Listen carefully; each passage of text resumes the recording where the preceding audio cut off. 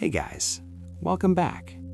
Tonight, we're stepping into a world where pigs were put on trial, beards were taxed like luxury goods, kissing at train stations became a punishable offense, and even a wooden cart could be declared legally guilty. In this strange history for sleep journey, we'll wander through the funniest laws humans ever created and discover that some of them are still technically legal today. These are not just weird history laws pulled from dusty archives. They are reflections of fear, love, order, control, and the quiet human desire to make sense of chaos. From medieval history courtrooms where animals had defense attorneys, to fashion police who measured the length of your shoes, to forgotten rules so oddly specific they feel like dreams, tonight's bedtime story blends soothing history, gentle, dark curiosity, and calming rain sounds energy into one slow, immersive experience designed to help your mind unwind. So before you get comfortable, take a gentle moment to like this video and subscribe, but only if these deep sleep history stories help you find peace, sleep better, or simply reflect on our shared journey through time. Now, close your eyes. Let the noise of the modern world soften into distant rain sounds.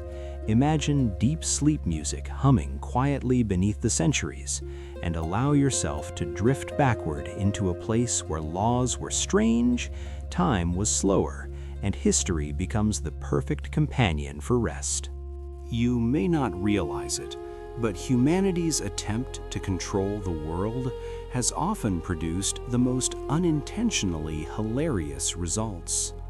Tonight, as the world outside your window grows quieter and your breathing slows, I invite you to step softly into an old library where the air smells faintly of dust and dried ink.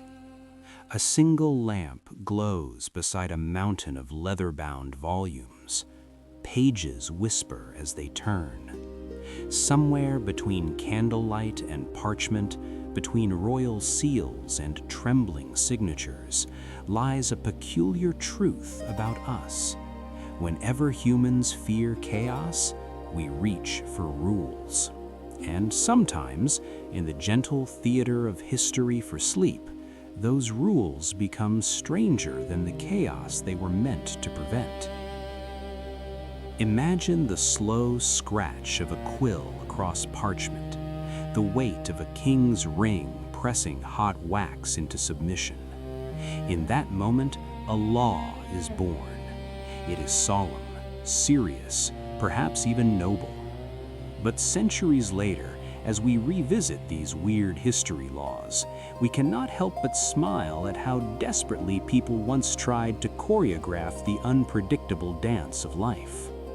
Law, at its heart, is an attempt to draw straight lines across a crooked world. Yet the world rarely agrees to stay straight. In medieval towns and rising empires, lawmakers believed they could script behavior as carefully as monks illuminated manuscripts. They believed that ink could tame impulse, that decrees could silence foolishness, that human nature could be persuaded into neat columns. But human nature has always been delightfully stubborn. And so, in dusty archives across continents, we find rules that read less like wisdom and more like anxious whispers from another age. Some forbade wearing certain colors. Others regulated how loudly one might laugh or how long a beard could grow. There were edicts about animals, about hats, about shoes, about vegetables. Each one drafted with the seriousness of destiny, each one stamped with authority. Yet beneath the gravity of their wording, you can sense something softer, almost tender, a collective desire to feel safe in a world that refused to sit still. As you listen, allow your shoulders to soften. Let the rhythm of this strange history for sleep guide you. Picture cobblestone streets glistening after rain. Picture town criers unrolling scrolls to announce laws that, even then, may have sounded slightly absurd. And notice how familiar it feels, because even today, in our modern world of glowing screens and digital signatures, we continue writing rules that future generations may find amusing. The effort to control chaos is timeless. The comedy is unintentional. The intention, however, is deeply human. It is not stupidity we encounter in these old decrees, it is vulnerability. A plague might have swept through a city.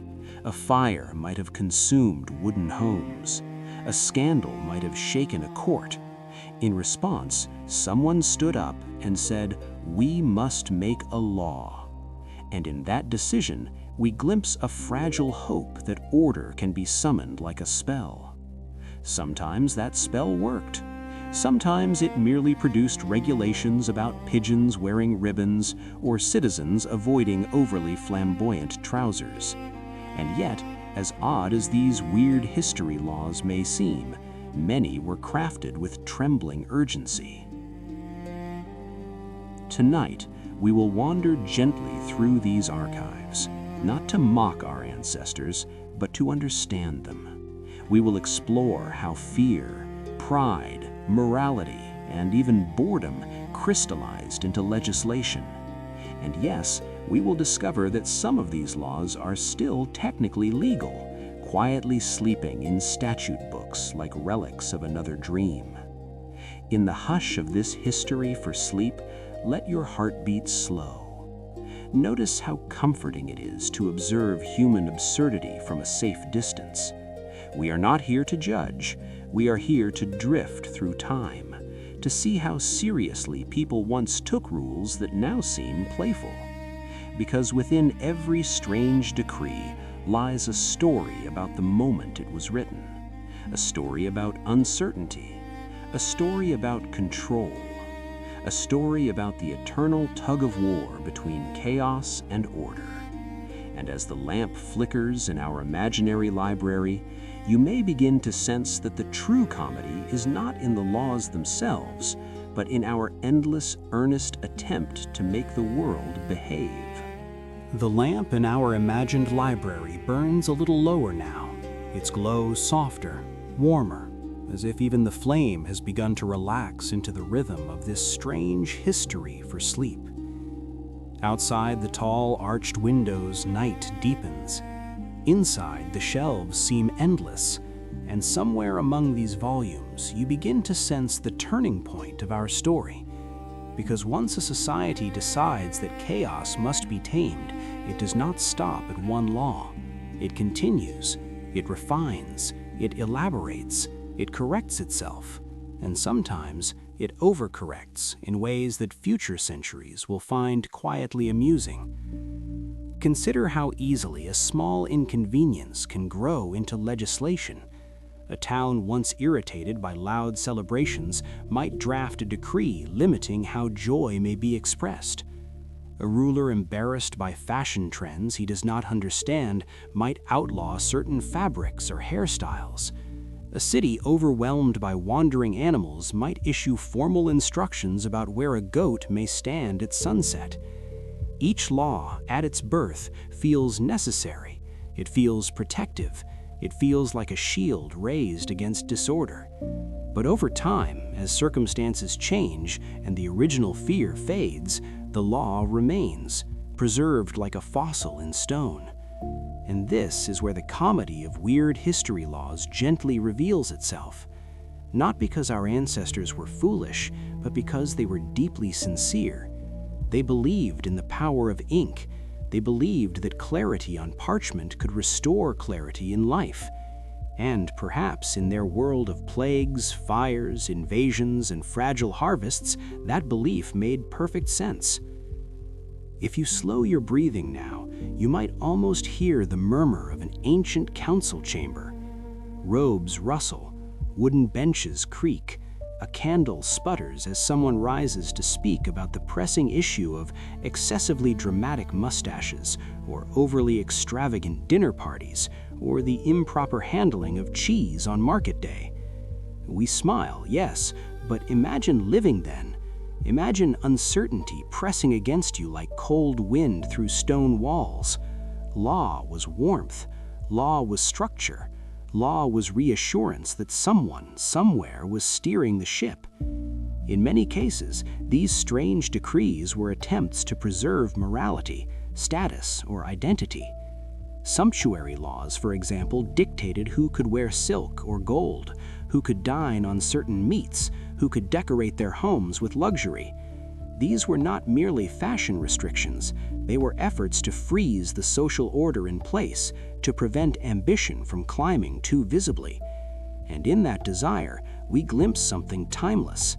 Even today, societies struggle with visibility, hierarchy, and control. The difference is only in the details. What once concerned velvet cloaks may now concern digital influence, yet the instinct is familiar. In this quiet unfolding of history for sleep, we begin to understand that the funniest laws ever created were rarely meant to be funny. They were earnest responses to anxiety. They were attempts to choreograph human behavior as if it were a formal dance, each step measured, each gesture approved. But humanity is not a waltz, it is a storm, and storms resist choreography. Some of these laws, remarkably, still linger in legal codes, forgotten, rarely enforced, yet technically alive. They sit quietly, like old furniture in the attic of civilization. Occasionally, someone rediscovers them and laughs.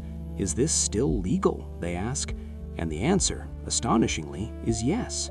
The past does not disappear neatly, it layers itself beneath us. So as this chapter draws to a gentle close, allow yourself to feel a kind of affection for these odd regulations. They're artifacts of hope, proof that even in confusion, humans reach for order, proof that even in fear, we try to write clarity into existence. And perhaps the true humor lies in this: we continue doing it. We continue drafting rules, updating codes, revising expectations. We continue believing that structure will calm the storm. Sometimes it does. Sometimes it merely adds another curious footnote for future storytellers. As the lamp flickers one last time and the pages settle into silence, your mind can rest in the knowledge that chaos and order have always danced together. The laws we are about to explore in the chapters ahead are not random absurdities. They're echoes of real moments, real fears, real ambitions.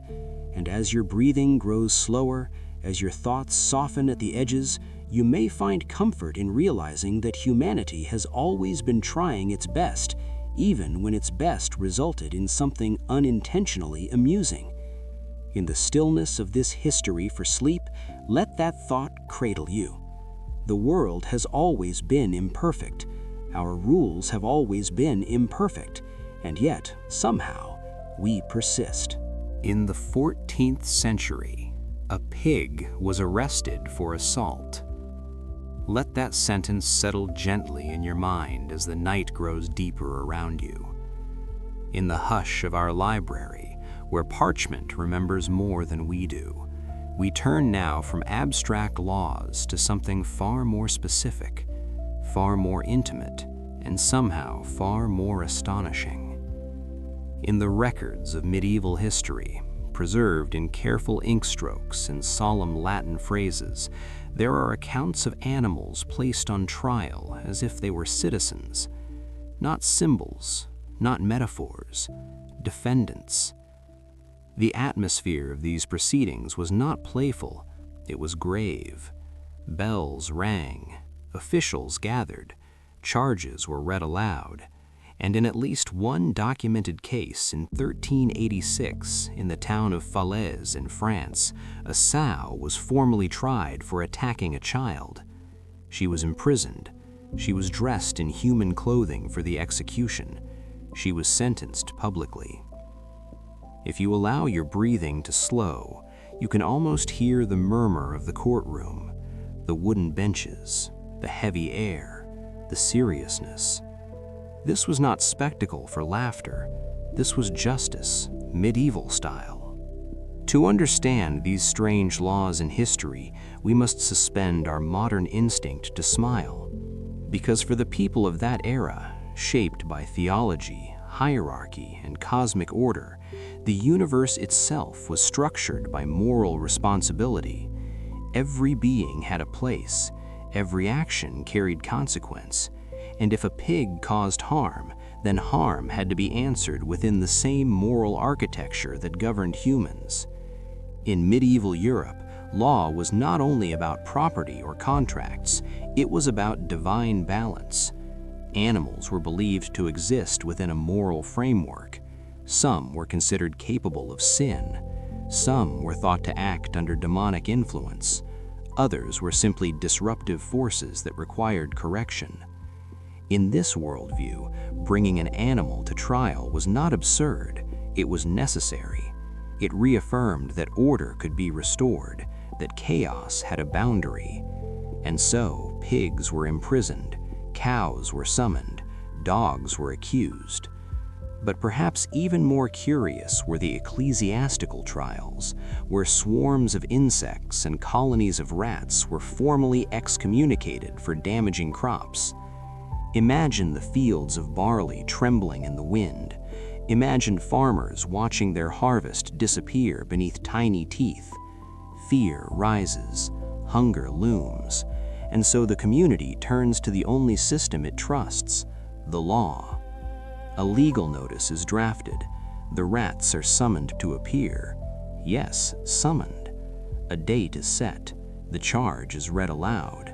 And in at least one documented case in 1386 in the town of Falaise in France, a rat was formally granted legal representation after being accused of devouring barley.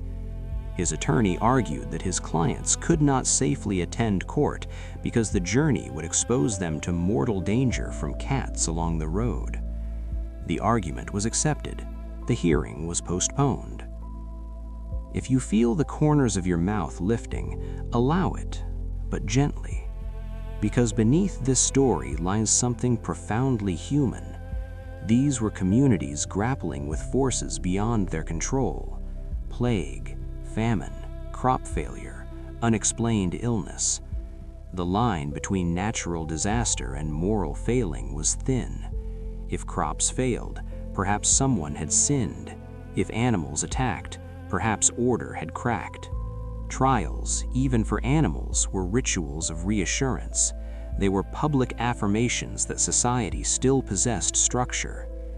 In the cadence of this strange history for sleep, we are not invited to laugh at the past. We are invited to understand its logic. In a world without microscopes, without germ theory, without modern science, assigning legal agency to animals was a way of making sense of suffering. It created narrative. It restored hierarchy. It allowed grief and fear to be processed through ceremony. And ceremony is calming. As you sink deeper into this story, notice how these trials reflect the same instinct we explored in the previous chapter. The impulse to frame chaos within rules, to say this event has a cause, this cause has responsibility, and responsibility can be judged, even if the accused has hooves or whiskers, even if the courtroom smells faintly of hay. In the flicker of candlelight, the line between human and animal blurred in the pursuit of order. And that, perhaps, is the quiet wonder of these strange laws in history. They reveal not ignorance, but longing, a longing for coherence, a longing for justice that extends even to creatures who cannot speak in their own defense.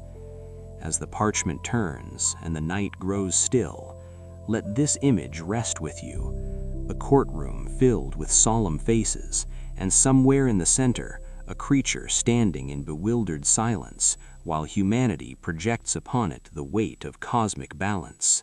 So, the parchment has not yet cooled beneath the ink, and already another case unfolds in the quiet corridors of medieval history. We remain in that solemn courtroom, where candlelight trembles against stone walls and the air carries the scent of wool cloaks damp from morning fog. The matter before the court is not a sow this time, but a colony of rats accused of devouring barley in the fields of a small French town. The year is the early 16th century. The harvest has been compromised. Anxiety hangs low over the community like a coming storm. And so, in accordance with the strange laws in history that govern both man and beast, formal charges are drafted. The rats are summoned to appear. It is easy from a modern distance to treat this as satire, but in the documents that survive, there is no hint of laughter. The language is careful, the tone is exact, the procedure is followed. A legal notice is read aloud, instructing the rats to present themselves before the ecclesiastical court to answer for the destruction of crops. When, unsurprisingly, the accused fail to appear, the matter does not dissolve into absurdity. Instead, it deepens into process. An attorney is appointed to represent them. His name, recorded in the annals of medieval history, was Barthélemy de Chasseneuze. He does not smirk. He does not object to the premise. He accepts the case with professional gravity. Imagine him standing before the bench, robes arranged carefully, voice steady, addressing the court on behalf of his clients. He argues first that the summons was not properly delivered to all members of the accused population. After all, rats are dispersed. They inhabit multiple barns, multiple burrows. A single notice in the town square cannot reasonably be expected to reach every defendant. The court considers this point seriously. Time is granted for wider notification. Days pass. The rats, again, do not appear. The attorney rises once more. This time, his argument enters the realm that history will remember. He states that even if properly summoned, his clients face grave danger in traveling to court. The roads are infested with cats, natural enemies whose presence makes safe passage impossible. Therefore, he contends, the rats cannot be expected to attend under such hazardous conditions. Pause with that image. The courtroom silent, the logic unfolding with complete sincerity, the judge listening. And then, remarkably, the court accepts the reasoning. Proceedings are delayed. The safety of the defendants must be considered.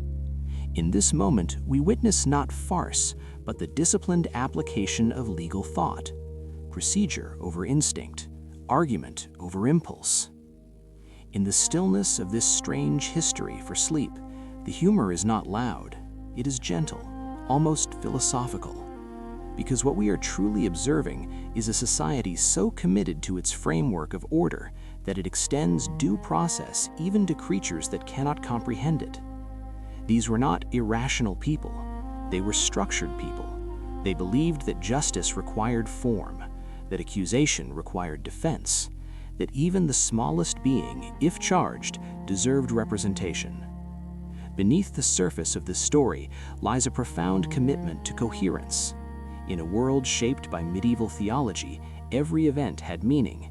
Every disruption demanded explanation. If rats consumed barley, then that act had to be situated within the same moral and legal architecture that governed human wrongdoing. Otherwise, chaos would remain undefined. And undefined chaos is far more frightening than a courtroom filled with empty benches and unseen defendants. As your breathing slows further, consider the emotional texture of that era. Harvests determined survival. A single season of crop failure could unravel an entire community. Fear was not abstract, it was physical. It was hunger. It was winter. And in such a climate, ritual became stability. Trials, even against animals, were structured responses to vulnerability. They transformed anxiety into ceremony, ceremony into narrative, narrative into reassurance. This is why these strange laws in history endure in our memory, not because they are ridiculous, but because they reveal the lengths to which humans will go to defend the idea of order. In the dim glow of that courtroom, we see something unexpectedly dignified, a belief that law is universal, that responsibility can be named, that justice, once invoked, must be pursued to its logical conclusion. even if the accused never arrive, even if their whiskers twitch unseen beneath the floorboards. The pages of medieval history do not mock this episode, they record it. And as we read now, centuries later, we are invited not to laugh loudly, but to feel the quiet weight of a civilization determined to make sense of its world. In that determination, there is something almost soothing, a reminder that humans have always sought structure in the face of uncertainty, that even when the solution seems peculiar to us, the intention was earnest. And as this chapter continues to unfold, you may begin to sense that the courtroom is less about rats and more about us, about our need to believe that every disturbance has a hearing, every loss a procedure, every fear a form in which it can be addressed. In the soft cadence of this history for sleep, let that realization settle gently over you. The courtroom empties slowly now. The benches fall quiet. The candlelight softens into a low amber glow, and the echo of legal argument fades into the thick stone walls of medieval history. The rats never appear. The cats continue their silent patrol along village paths. The barley fields remain vulnerable to wind, weather, and hunger. And yet, something profound has already occurred. A community has performed justice. It has spoken its fear aloud. It has named the disruption. It has followed procedure. In doing so, it has reclaimed a sense of order. In the strange laws and history, the verdict is sometimes less important than the ritual itself. As we linger in this scene, consider how extraordinary it is that medieval society extended moral imagination beyond the human boundary. Animals were not merely background creatures, they existed within a hierarchy that connected earth, humanity, and the divine. When a sow attacked, when rats consumed grain, when locusts descended upon fields, these events were not random biological phenomena. They were disturbances in a moral cosmos, and in a moral cosmos, disturbance demands response. Trials were the language of response. In ecclesiastical courts, insects were sometimes formally excommunicated, commanded to leave lands under threat of divine sanction. Official documents were read aloud in fields, priests processed with solemn gravity. The ceremony may seem theatrical to us, but to those who lived within medieval history, it was a deeply coherent act. It declared that even nature itself could be addressed through authority. Even chaos could be confronted with words, and words in that era were powerful. They shaped reality. They framed experience. In this sense, animal trials reveal not ignorance, but an intense faith in structure. They demonstrate a civilization unwilling to surrender meaning to randomness.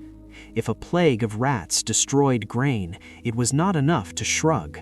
One had to respond in a way that reaffirmed hierarchy, reaffirmed accountability, reaffirmed divine oversight. Without that response, fear would grow shapeless and uncontrollable. A courtroom gave fear boundaries, and boundaries calmed the human mind. Notice how familiar this instinct feels.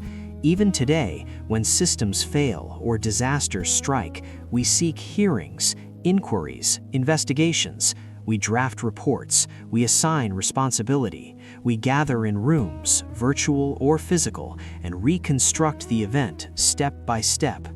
The forms have changed, the defendants are different, but the impulse remains the same. The animal trials of medieval history are simply an earlier expression of our enduring need to translate chaos into narrative. In the gentle cadence of this history for sleep, let us look again at the pig in fillets, dressed in human garments, standing before solemn faces. Let us look again at the advocate arguing passionately for the safety of his rodent clients. These images are not merely curiosities, they are mirrors. They reflect the human longing for coherence in a world that rarely offers it freely. Some of these cases ended with execution, Others ended in symbolic banishment. Some dissolved quietly when attendance proved impossible, but in each instance, the essential act was the same: to gather, to speak, to formalize the disturbance, to declare that what had happened would not simply be swallowed by silence. That declaration carries emotional weight. It tells a frightened population that someone is paying attention, that even the smallest disruption is worthy of acknowledgement. In this way, the strange laws in history functioned as communal reassurance. They were bedtime stories for a restless society, narratives that lulled collective anxiety into manageable form. As you rest now, perhaps you can sense how these medieval courtrooms, with their improbable defendants, were spaces of psychological containment. They allowed fear to be processed through structure, and structure, no matter how unusual it appears centuries later, is profoundly comforting. The trials of animals eventually faded as scientific understanding expanded. Germ theory replaced demonic influence. Agricultural science replaced ritual excommunication. The courtroom shifted its focus firmly back to human agency. But the memory of these episodes remains, quietly preserved in archives. They survive not as jokes, but as evidence of a transitional mind, a civilization bridging myth and reason. In that bridge lies something deeply moving. Humanity did not leap from superstition to science overnight. It walked slowly, through candlelit chambers, through arguments about rats and cats, through solemn pronouncements about pigs and barley, and at every step it sought order. As this chapter draws to its quiet close, allow yourself to feel compassion rather than amusement. These were people doing the best they could with the tools they possessed. Their tools were theology, ceremony, and law. Ours are data, research, and policy. Yet the heart beneath the tools is unchanged. We still fear chaos. We still crave fairness. We still build systems to reassure ourselves that the world is not entirely unpredictable. In the stillness of this strange history for sleep, let the image dissolve gently. A medieval courtroom, an empty dock where animals once stood accused, and above it all, a humanity determined to speak order into existence. And as your breathing slows and your thoughts drift, carry this understanding with you into rest. Even the most unusual chapters of medieval history are chapters of longing. Longing for safety, longing for justice, longing for a universe that can be explained. Imagine being fined simply because the tip of your shoe extended more than 2 inches beyond what the law permitted. Let that image settle softly into your mind as we remain in the dim glow of our historical archive, where candlelight brushes across velvet bindings and the quiet weight of centuries lingers in the air. After pigs in courtrooms and rats defended by attorneys, we now enter a different arena of control, one stitched not in parchment alone, but in fabric, color, and thread. In the long corridors of medieval and early modern Europe, clothing was not merely personal expression, it was legislation. It was hierarchy made visible. It was order draped across the human body. Within the gentle rhythm of this boring history to sleep, we encounter what were known as sumptuary laws. These were rules designed to regulate consumption, to prevent extravagance, to dictate who could wear what, and sometimes even how wide a sleeve might be or how pointed a shoe could become. The purpose, on the surface, was moral discipline. Excess was considered dangerous. Display invited envy. Envy threatened stability. And stability, as we have seen again and again in Strange History for Sleep, was sacred. In Elizabethan England, color itself carried legal meaning. Purple silk and rich velvet were not simply beautiful, they were reserved. Only the nobility could wear certain fabrics. Only specific ranks could display gold embroidery. A merchant, no matter how wealthy, could not dress like a duke. The law insisted upon visible difference.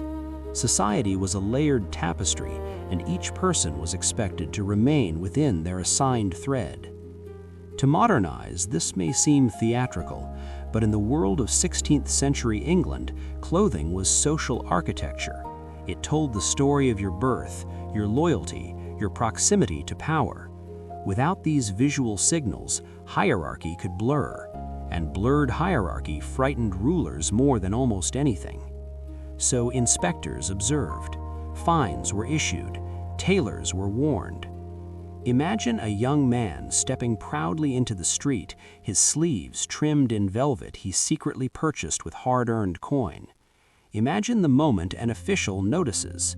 The reprimand is not merely about fabric, it is about transgression, about stepping beyond one's ordained place.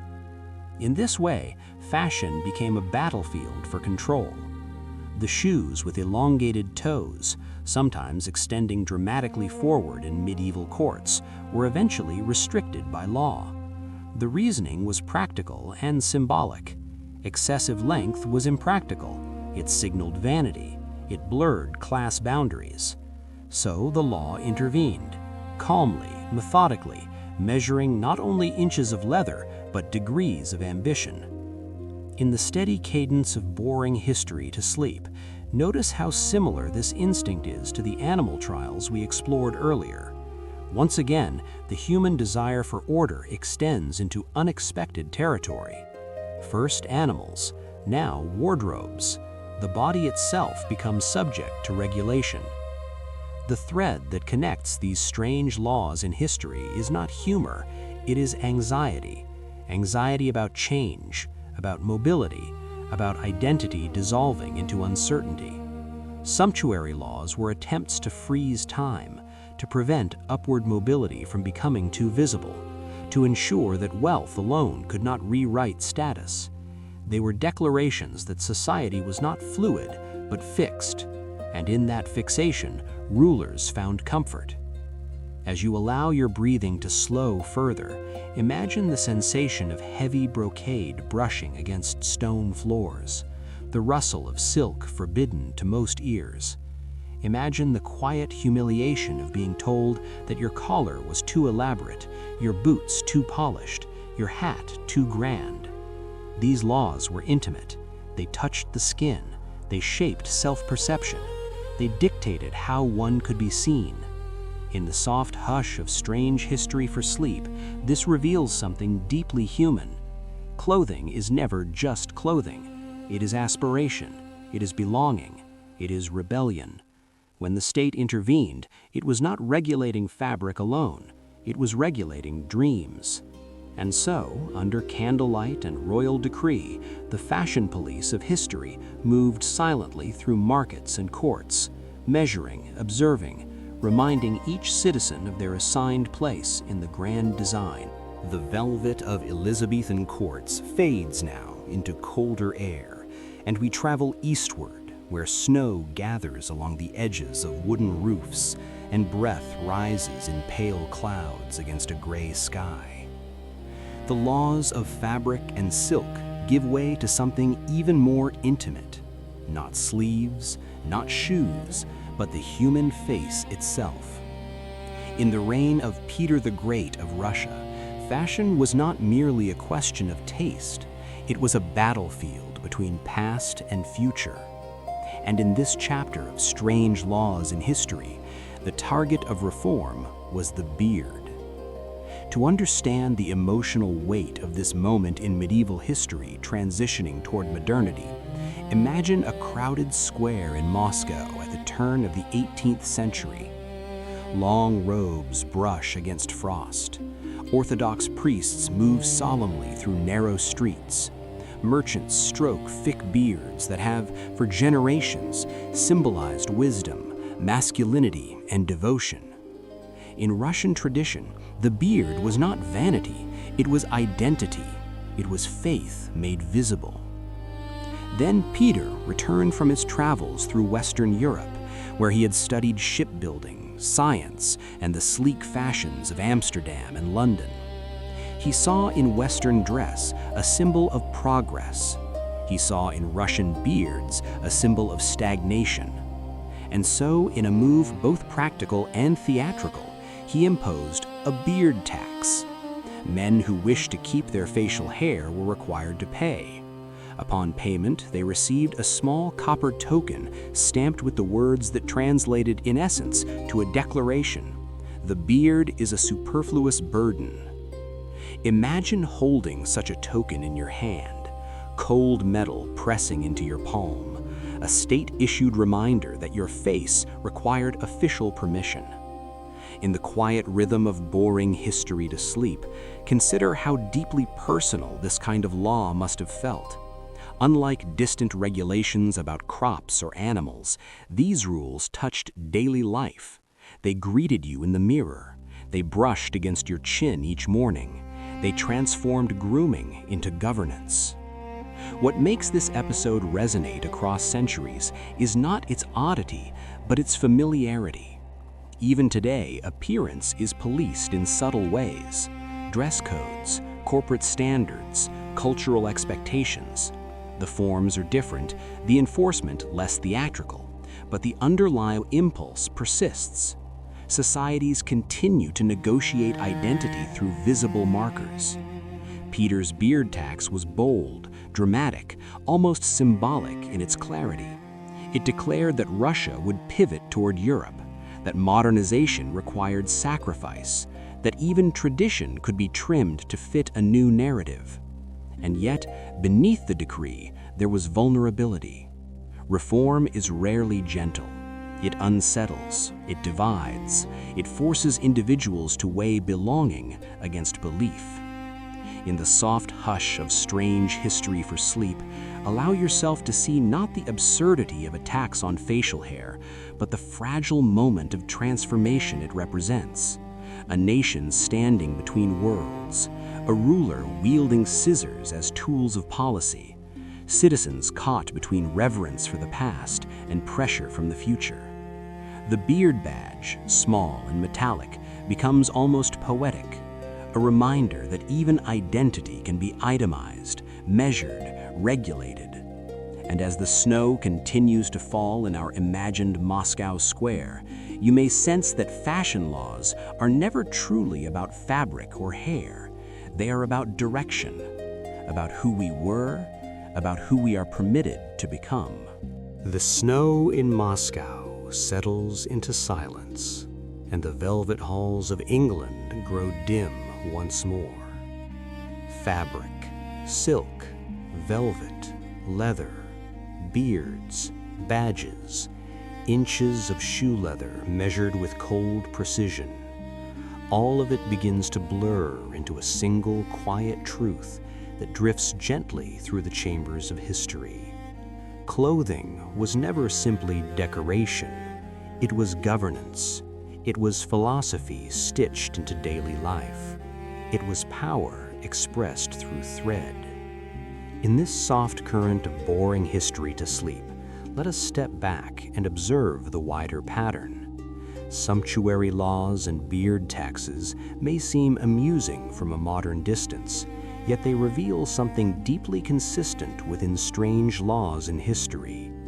Whenever societies feel themselves shifting, whenever identity trembles at the edge of change, appearance becomes a battleground. It is easier to regulate a sleeve than a soul, easier to measure a beard than a belief. So rulers reach for the visible. They legislate color, length, fabric, hair. They attempt to draw boundaries on the surface of the body, hoping that the deeper currents of transformation will slow. In Elizabethan England, silk and purple velvet signaled noble blood. In Russia under Peter, a shaved chin signaled alignment with the future. Both examples point to the same quiet anxiety: who belongs where, who may rise, who must remain. Clothing became a passport and a prison at the same time. It granted identity, it restricted ambition, it reassured the powerful, it disciplined the restless. And yet, beneath every prohibition lay human emotion. Imagine a tailor in London carefully hiding forbidden cloth beneath his workbench, knowing that a wealthy merchant desires it but dares not wear it openly.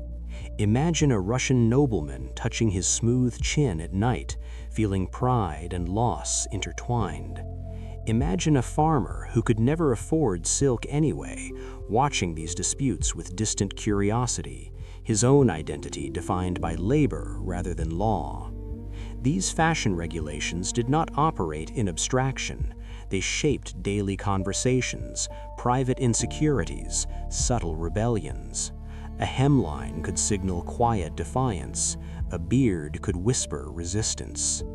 In this way, sumptuary laws were paradoxical. They sought stability, but they also exposed tension.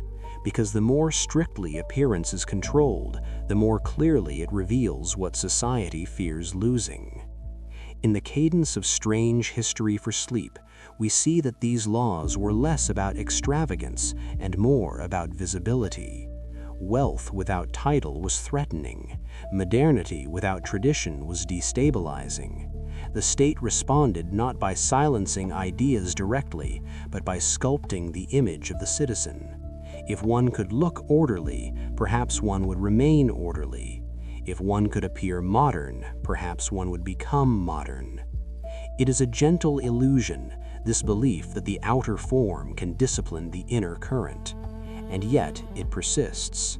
Even today, dress codes, uniforms, and aesthetic norms continue to shape belonging. The difference lies only in tone. Medieval proclamations were explicit.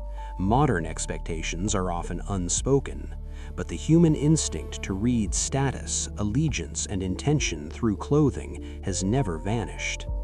What makes these episodes so compelling within boring history to sleep is not their absurdity, but their tenderness. They show rulers afraid of losing control. They show citizens afraid of losing identity. They show a world in transition, trying to freeze itself long enough to understand what it is becoming. And perhaps that is why the humor feels soft rather than sharp. It is the humor of hindsight, the quiet smile of distance. Because in the moment, no one believed they were participating in something quaint. They believed they were preserving civilization. As the echoes of measured shoes and taxed beards fade into the background, let your mind rest on this understanding. The body has always been a canvas upon which societies paint their anxieties. The wardrobe has always been a silent language of hierarchy. And when that language becomes codified into law, it reveals how deeply people crave structure. The fashion police of history were not merely inspectors of cloth, they were guardians of narrative. They enforced stories about who mattered and who did not. In the end, the laws shifted. Purple velvet became widely accessible. Beards returned without copper tokens. Time softened the edges of control. Yet the impulse remains recognizable across centuries. As you breathe slowly in the quiet of this strange history for sleep, allow the image to settle gently. A crowded marketplace where fabrics shimmer under watchful eyes. A snowy Russian square where badges glint against heavy coats. And behind it all, humanity attempting to stitch order into the fabric of uncertainty. The thread may change, the style may evolve, but the longing for visible structure endures. In certain places, placing an ice cream cone in your back pocket on a Sunday was once considered a serious offense. Let that peculiar image rest gently in your imagination. A quiet street, church bells fading into afternoon stillness, a man strolling home with melting sweetness hidden behind him, unaware that his dessert might be interpreted as criminal intent.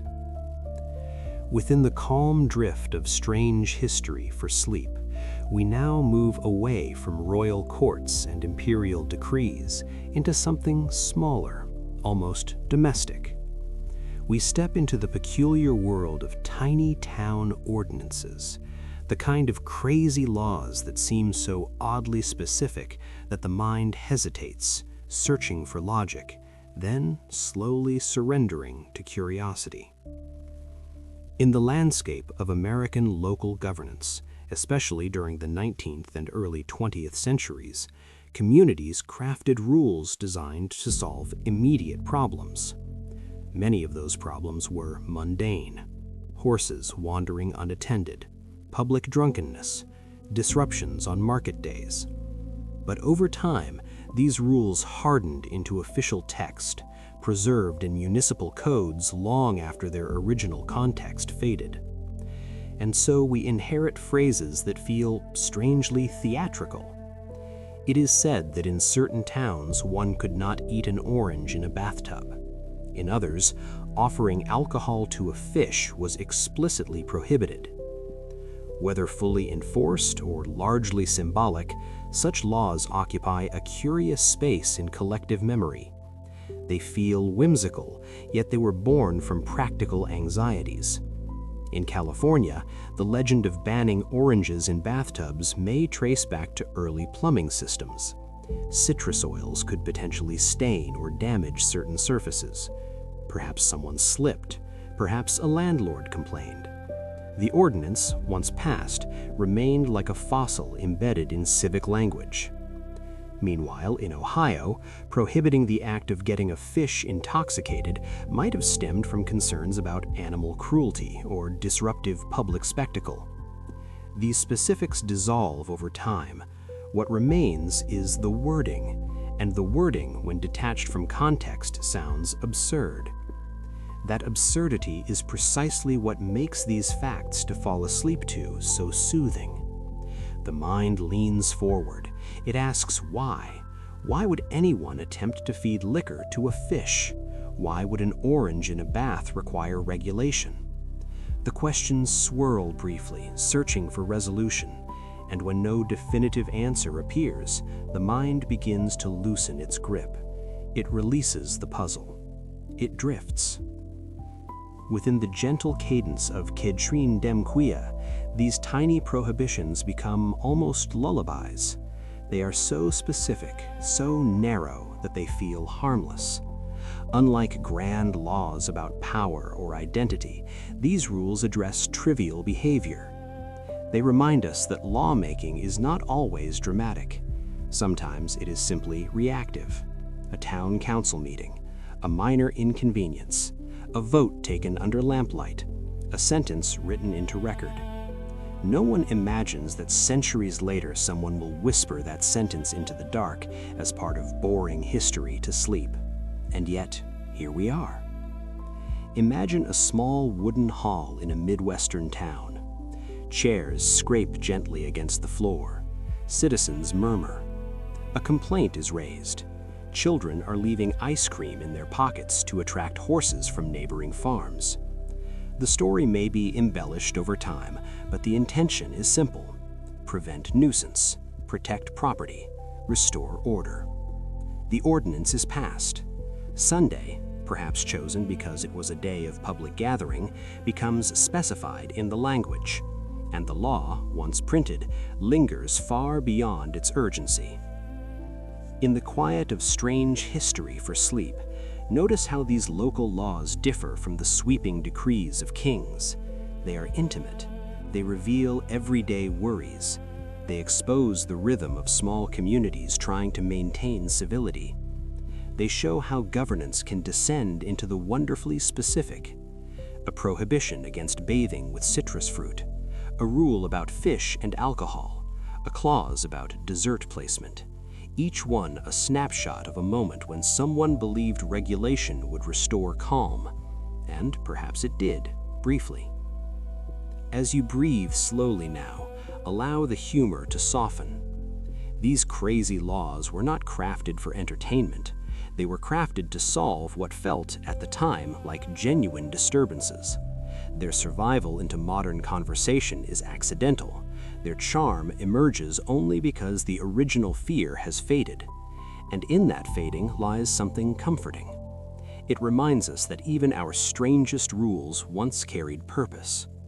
the orange in the bathtub, the fish spared from intoxication, the ice cream cone safely removed from a back pocket. Small attempts at order in a sprawling, unpredictable world. The small town hall grows quieter now. The wooden benches are empty. The ordinance has been written, approved, filed away in a cabinet that will outlive the original complaint.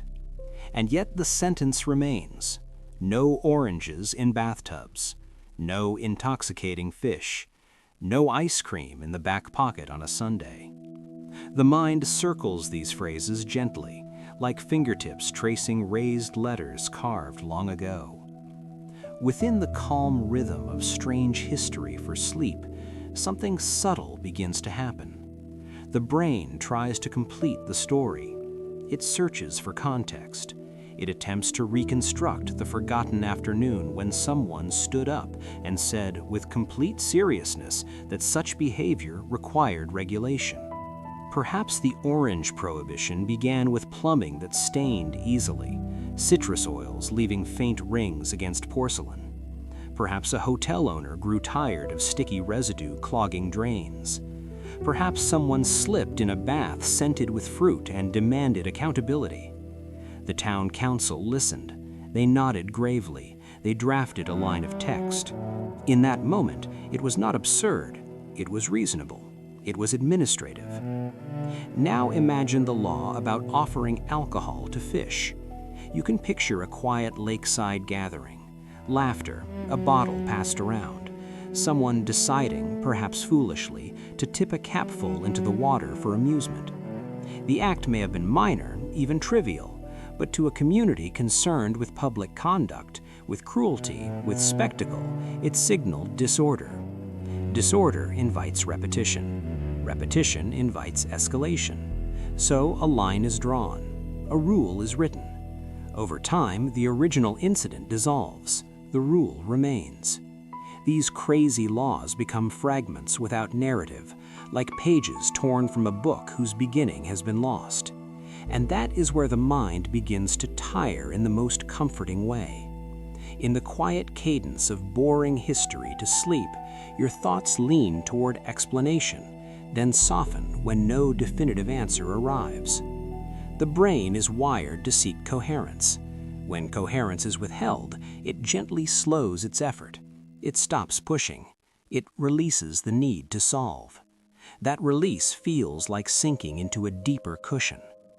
The specificity of these laws amplifies the effect.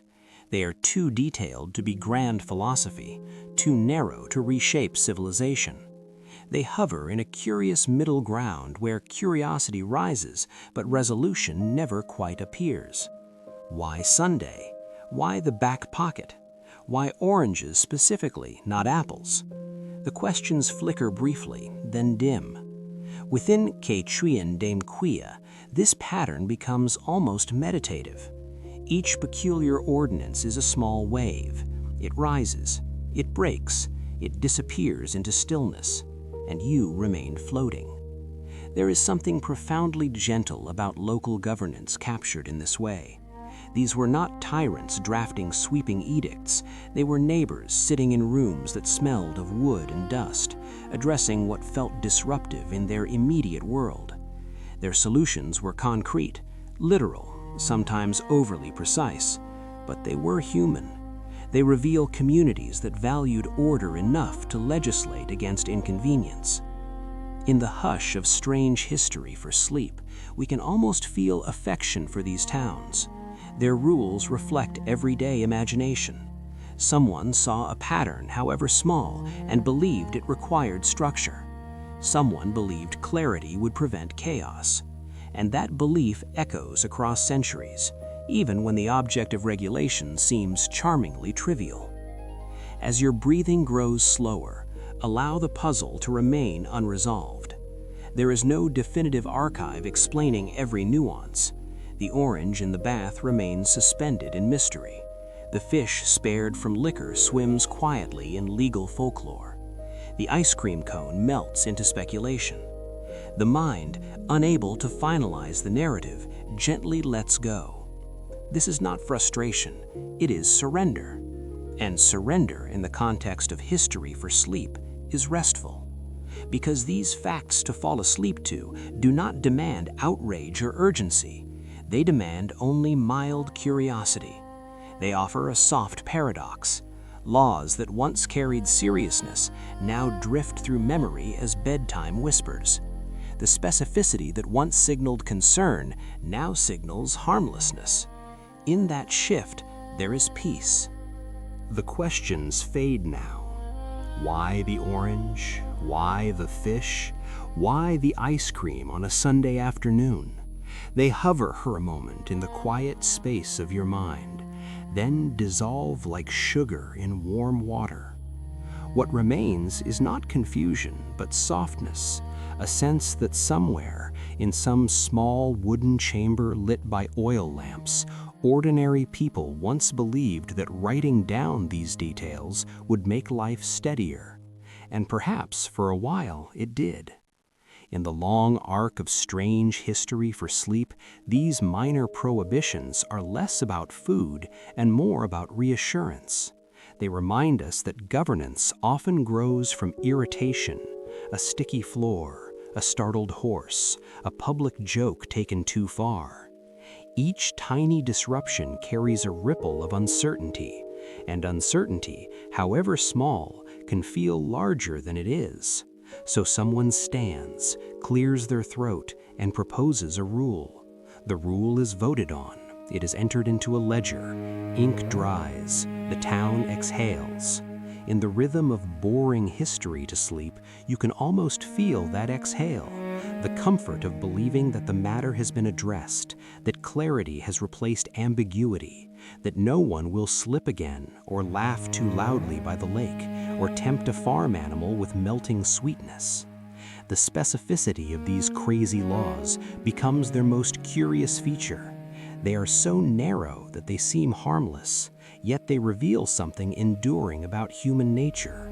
We dislike open loops. We prefer conclusions. When faced with behavior that unsettles us, we codify it, we define it, we place boundaries around it. The boundary may seem trivial centuries later, but at the time it functioned like a fence built against unease, and fences, even small ones, create the illusion of safety. There is a gentle irony here.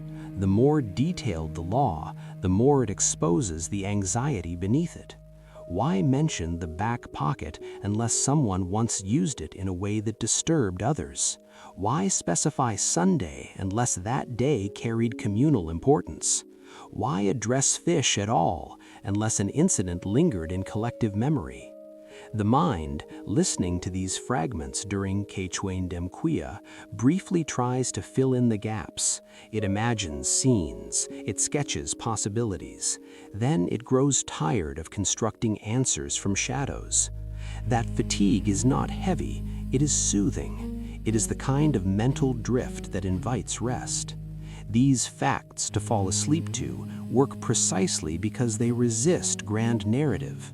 They do not demand moral outrage. They do not challenge identity. They do not provoke urgency.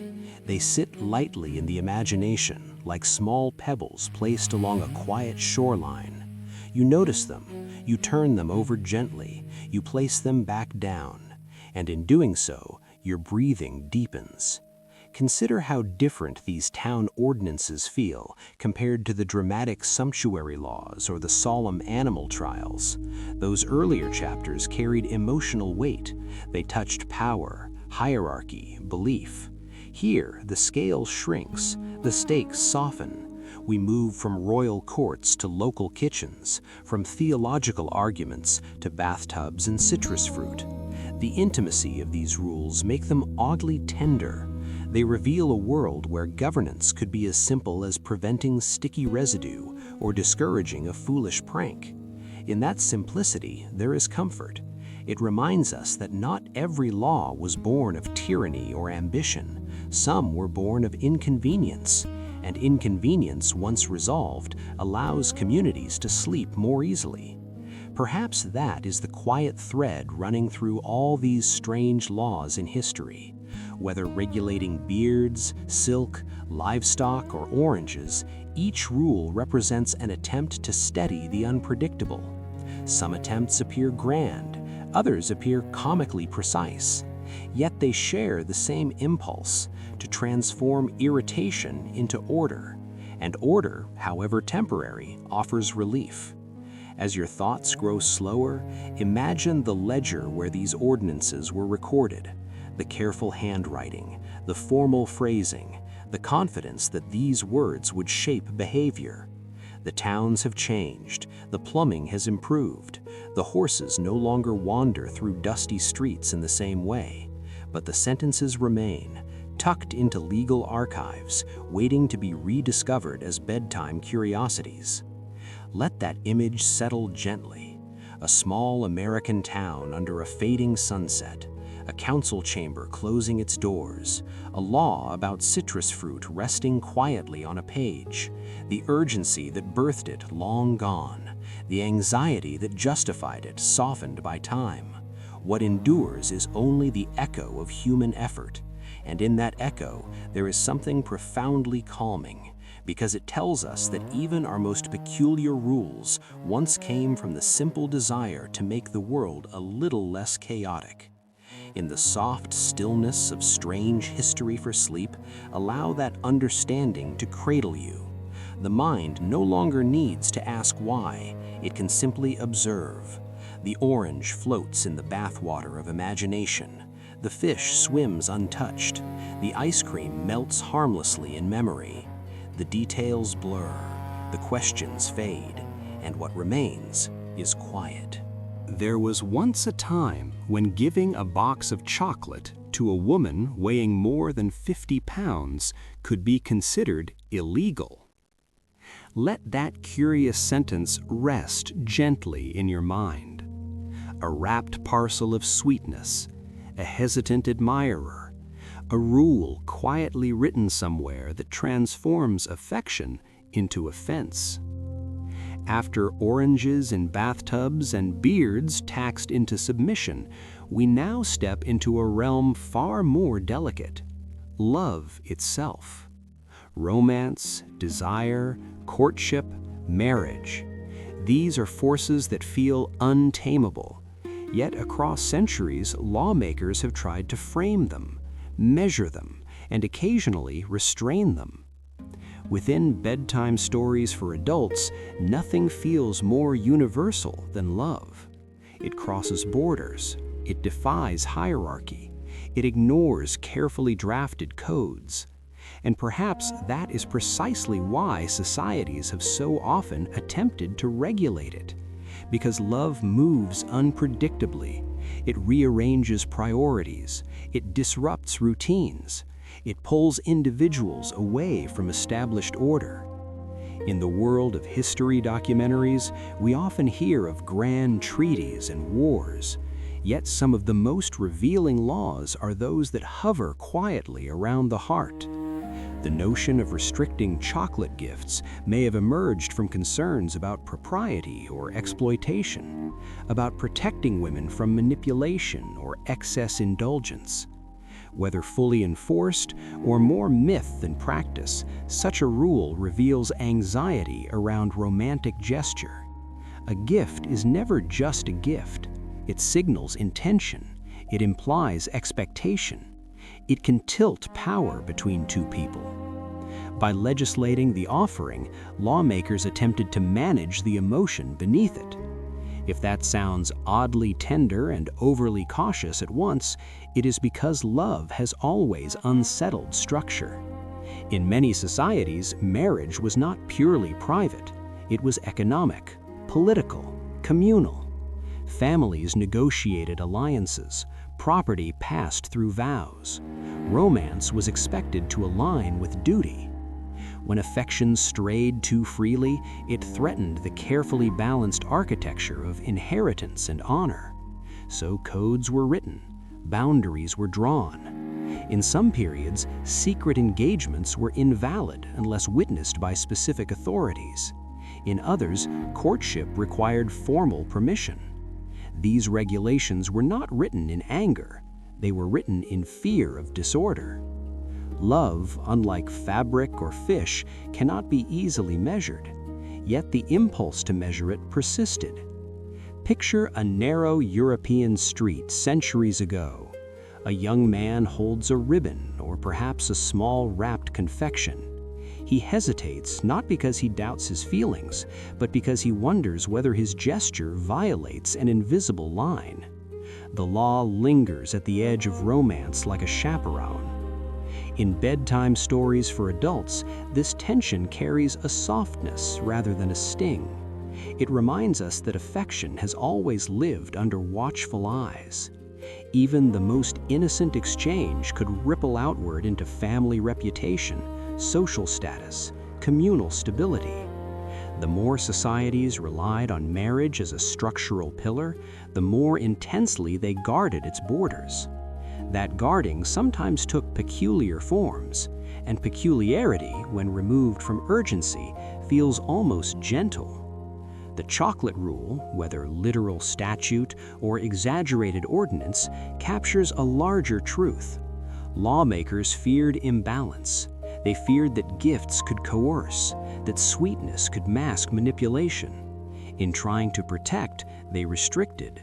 In trying to stabilize, they intervened. This pattern echoes through history documentaries and through our own time. We continue to debate how much the state should regulate intimacy. We continue to wrestle with the boundary between private affection and public concern. As your breathing slows, consider how intimate such laws must have felt. Unlike sumptuary codes about silk or beard taxes about modernization, these rules brushed against the quiet exchange between two people. They reached into letters, glances, shared desserts. They attempted to frame the unpredictable rhythm of the heart. And that attempt, no matter how awkward it now appears, came from the same desire we have traced through every strange statute so far, the desire to keep society steady. In the dim echo of history, love was not exempt from that project. It was part of it. And when we view these romantic prohibitions not as mockery, but as mirrors of collective anxiety, they begin to feel less absurd and more poignantly human. Now let us move gently to a railway platform in France, sometime in the early 20th century. The air carries steam and metal. A train waits, impatient but dignified. Lovers stand close, arms entwined, reluctant to part. Time stretches in that suspended moment before departure. It is here that another curious law entered the quiet archives of history, a prohibition against kissing on train platforms. Not because affection was immoral, not because romance was forbidden, but because trains were being delayed. Imagine the scene. Conductors glance at pocket watches. Steam hisses. Schedules falter. A final embrace becomes two. Two become five. Lips meet again and again. Around them, the machinery of modern life strains against sentiment. In response, authorities intervened. They drew a line not through the heart, but through the timetable. Public kissing on platforms was restricted so departures would remain punctual. Within history documentaries, this small ordinance often appears as a footnote, almost playful in tone. Yet if we slow down and listen carefully, it reveals something profound. The arrival of industrial time changed the rhythm of intimacy. Before railways, departures were slower, less synchronized. With steam engines came precision. Minutes mattered. Efficiency mattered. The train did not wait for longing, and so longing had to adapt. In bedtime stories for adults, this scene feels bittersweet rather than absurd. Two people holding each other a little too long, the state stepping in, not to condemn love, but to protect order. It is an image of romance colliding gently with modernity. No harsh punishment, no grand scandal, simply a reminder that affection, when expressed publicly, could ripple outward into communal inconvenience. The kiss on the platform becomes symbolic. It is not merely a gesture, it is a pause inserted into a mechanical world that resists pauses. And when enough pauses accumulate, the system falters. So the law whispers, "Enough. Let trains depart on time. Let love move to quieter corners." There is something strangely tender about this intervention. Authorities did not deny the existence of affection, they merely redirected it. The boundary was spatial and temporal. Kiss elsewhere, kiss briefly. The regulation of love here is subtle, almost administrative, and yet it touches the same underlying impulse we have traced through centuries of legislation, the need to synchronize private emotion with public order. In the evolving architecture of cities, where stations became gateways to distant lives, the platform transformed into a threshold. Thresholds are powerful spaces.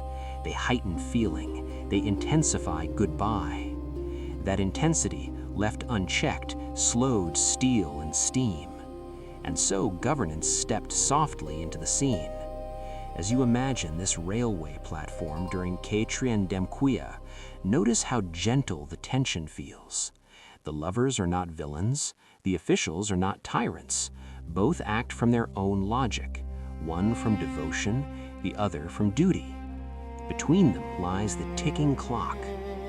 The more industrial society became, the more it required predictability. Love, however, thrives on lingering. The kiss stretches time, the train compresses it. This quiet friction reveals how even tenderness can disrupt efficiency, and efficiency in the modern era became sacred. The law against platform kissing may sound quaint today, yet it embodies a transition point in Legislating. Romance was being recalibrated within a world of timetables and signals. Private emotion had to negotiate with public infrastructure. The station became a stage where human vulnerability met industrial discipline. The solution was not to ban love entirely, but to shape its expression. That shaping, like so many strange statutes, now feels soft around the edges. The trains have changed, announcements echo differently, but the image of lovers clinging to one another under a canopy of iron remains timeless. And perhaps in that timelessness, we sense the futility of trying to fully legislate the heart.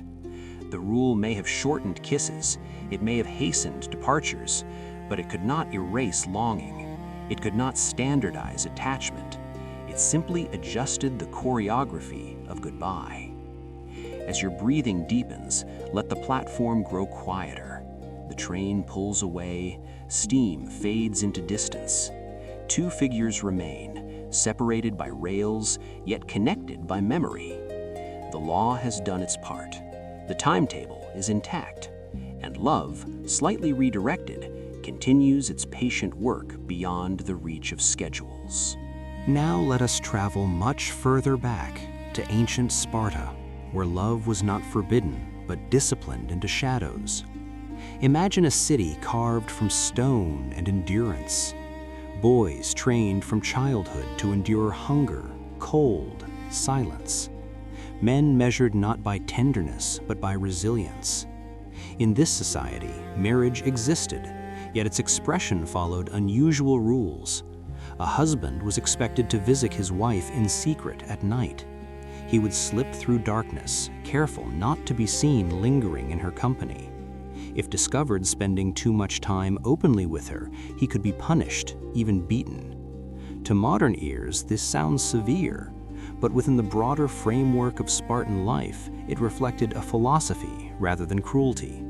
Sparta believed that constant proximity softened resolve. Marriage was necessary for continuity, for children, for lineage. Yet emotional attachment, if indulged openly, might distract a warrior from discipline. So love was allowed, but it had to be agile. It had to survive in whispers and shadows. In bedtime stories for adults, this image carries a strange tenderness. A man trained for battle moves quietly through night streets, not to conquer, but to see the woman he has vowed to share life with.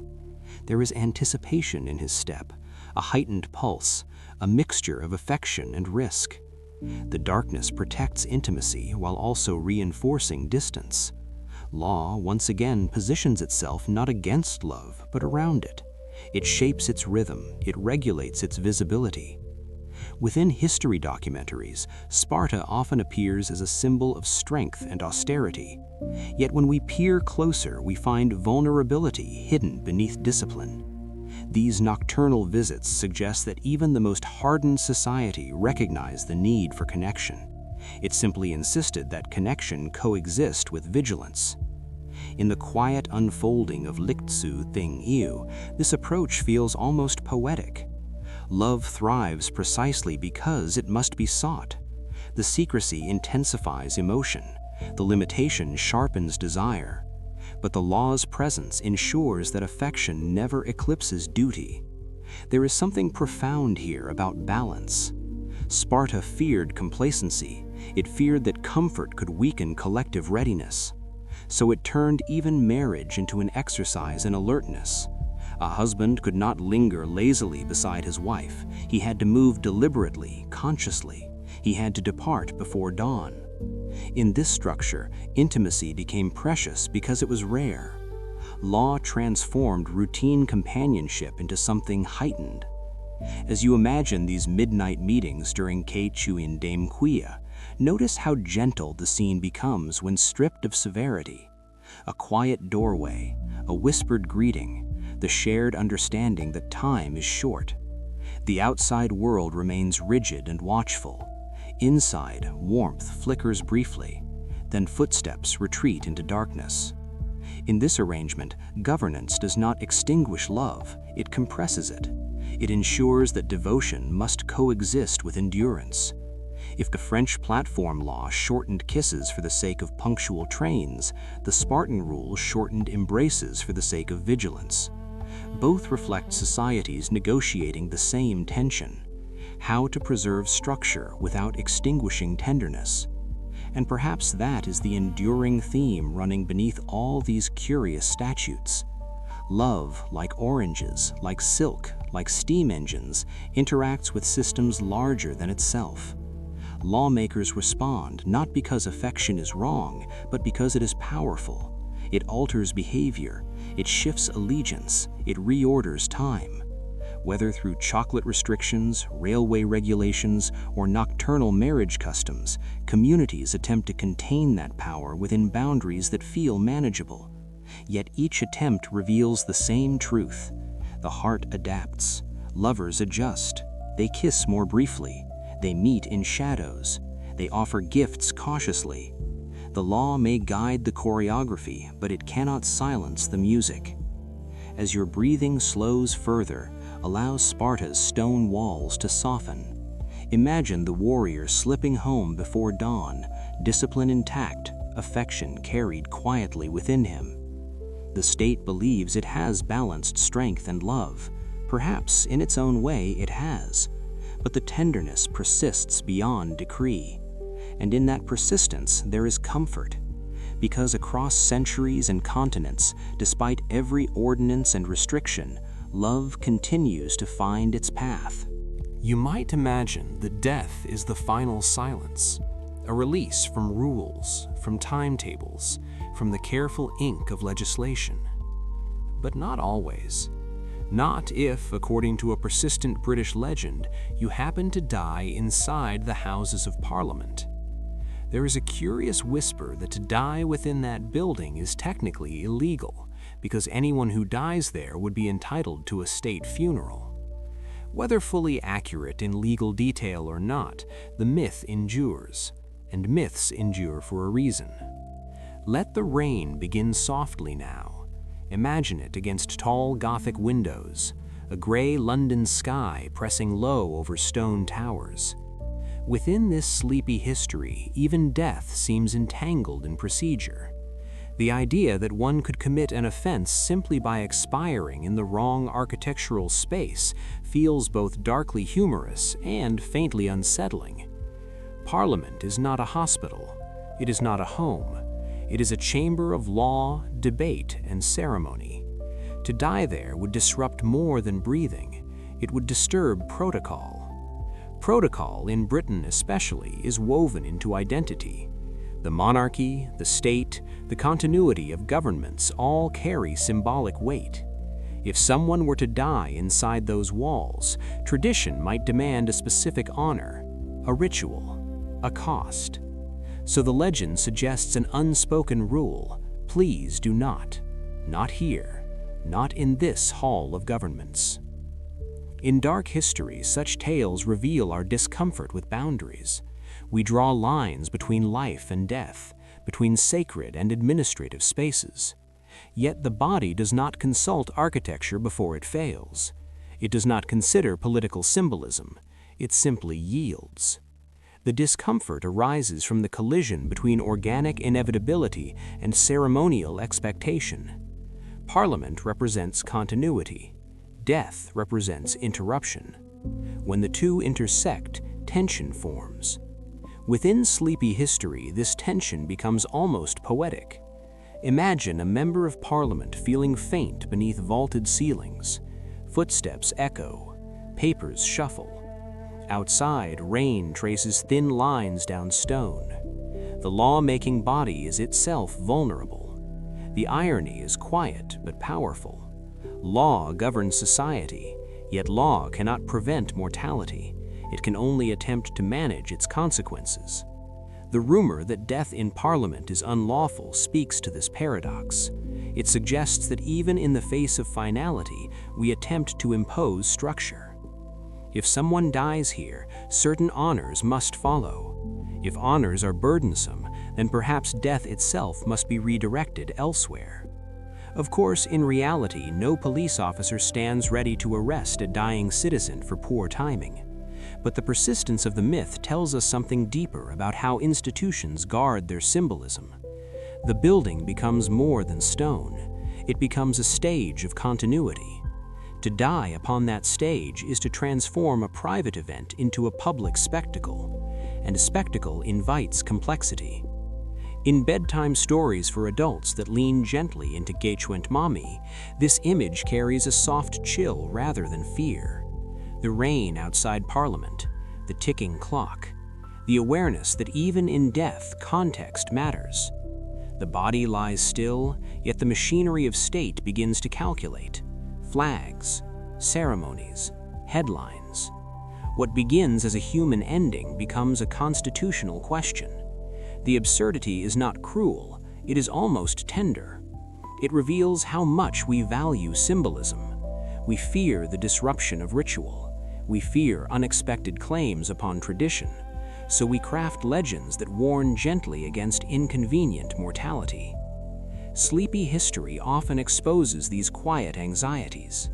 The myth does not mock death, it protects order. It implies that certain spaces are too laden with meaning to host unpredictability. And yet, unpredictability arrives anyway. As the rain continues in your imagination, let the stone corridors grow still. Parliament stands firm. Debates resume. The myth lingers like moisture in the air. Even here, even at the threshold between life and its absence, humanity tries to legislate the ungovernable.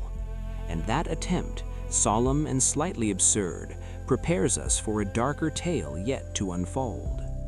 The rain grows heavier now. Not a storm, but a steady fall that blurs edges and softens outlines. Let us leave the damp stone of Westminster and travel back to 9th century Rome, where the boundary between life and death was not only symbolic, but theatrical. In the year 897, a man who had already been dead for months was placed upon a throne, dressed once more in papal vestments, and put on trial. His name was Pope Formosus. The proceeding would later be remembered as the Cadaver Synod. If the rumor of illegal death in Parliament feels faintly absurd, this episode in dark history feels almost surreal. Yet it happened. Formosus had served as pope during a period of intense political rivalry within the church and among Roman nobility. After his death, his successor, Pope Stephen VI, ordered his body exhumed. The corpse was clothed in ceremonial robes and seated in a basilica. A deacon was appointed to answer on behalf of the dead man. Charges were read aloud. Accusations of perjury, of unlawful ambition, of violating canon law.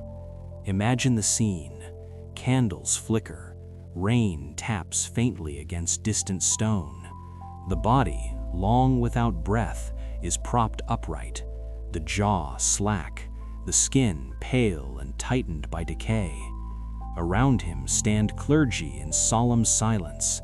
There is no laughter here, no overt mockery, only ritual, only procedure. In sleepy history, this moment feels like a fever dream slowed to a whisper. Why prosecute a corpse? Why convene a council for someone beyond earthly punishment? The answer lies not in cruelty, but in power. Authority, once threatened, seeks symbolic correction. Formosus had represented a political faction. His alliances lingered even after death. By condemning him publicly, Stephen VI sought to erase legitimacy, to rewrite memory, to declare that even the grave offered no refuge from institutional judgment. The Cadaver Synod demonstrates how law and ritual extend beyond the living. In history documentaries, this episode is often described as grotesque, yet if we examine it quietly, we find the same impulse that shaped earlier laws about love and oranges and fish, the desire to restore order when narrative feels unstable. Formosus had made decisions that angered powerful rivals. His death did not resolve the tension, so the trial became theater, a performance of control. The corpse, unable to speak, was nonetheless interrogated. The deacon responded on his behalf, a living voice assigned to a silent body. Guilt was pronounced. The papal vestments were stripped away. 3 fingers of the right hand, those used for blessing, were severed. Eventually, the body was cast into the Tiber River. In Ketrit Mamit, this image carries a hush rather than horror, a river moving slowly beneath a gray sky, a body drifting, authority attempting to cleanse itself through spectacle. And yet the spectacle reveals vulnerability. Institutions that feel secure rarely prosecute the dead. They do not need to. The act itself betrays anxiety. It suggests that memory is powerful enough to threaten the present. By staging judgment after death, leaders attempted to control legacy. In sleepy history, we can almost feel the exhaustion beneath such effort. To marshal clergy, to dress a corpse, to convene officials, all to argue with someone who cannot answer. It is both solemn and strangely fragile, because beneath the ritual lies a simple truth: the dead cannot defend themselves. Law, at its most extreme, becomes an echo chamber. The Cadaver Synod eventually backfired. Public reaction was disturbed and unsettled. Stephen VI was later deposed and imprisoned. The body of Formosus was retrieved and reburied with honor. The attempt to erase him only amplified his story. And so the rain continues to fall in our imagination. Stone walls absorb the sound, candles burn low. Law reaches beyond breath, trying to impose coherence on mortality. In doing so, it exposes its own limits. The body decays, the river flows, the memory remains. The rain softens again. Not gone, only quieter now, as though even the sky has grown reflective. We have stood inside Parliament where death becomes an inconvenience to ceremony, and we have watched a corpse placed upon a throne so that authority might argue with silence. Both scenes feel distant, yet they echo the same human instinct. We do not easily accept endings. We try to annotate them. We try to regulate them. We try, even after breath has ceased, to draw lines of order across what is ultimately uncontrollable. In sleepy history, this instinct does not feel monstrous. It feels fragile. Lawmakers who draft rules about where one may die are not challenging mortality itself. They are attempting to protect symbolism. Clerics who stage a trial for a deceased pope are not truly seeking justice from a body. They are seeking narrative dominance. They are trying to settle unease that lingers long after the grave is closed. Within dark history, we often encounter cruelty, yet here we encounter something subtler: anxiety. Institutions depend on continuity. Continuity depends on stories that make sense. When a death complicates those stories, leaders respond with ritual. They perform clarity. They attempt to close what feels dangerously open. The British legend about dying in Parliament persists not because it is practical, but because it dramatizes a fear of disruption. The cadaver synod remains unforgettable not because it was efficient, but because it reveals insecurity dressed in vestments. In bedtime stories for adults that lean gently toward Kechuit Mamit, these episodes become less about horror and more about reflection. Death, stripped of ceremony, is quiet. It is personal. But when it occurs in charged spaces, it becomes political. The body transforms into a symbol. The symbol demands management. And so law extends its reach, hoping to soothe the living rather than govern the dead. There is a paradox here that mirrors the chocolate rule and the platform kiss and the Spartan midnight visit. Again and again, society attempts to balance emotion with order. Love must not delay trains. Affection must not weaken warriors. Mortality must not disrupt institutions. Each effort feels rational within its own context. Each effort viewed from centuries away appears faintly absurd. Yet the absurdity carries tenderness, because beneath it lies fear. Fear of chaos, fear of losing control, fear that the fragile structures we build might crumble if left unattended. In the hush of sleepy history, we can almost hear that fear dissolve. Rain becomes a steady rhythm rather than a threat. Stone corridors feel less imposing.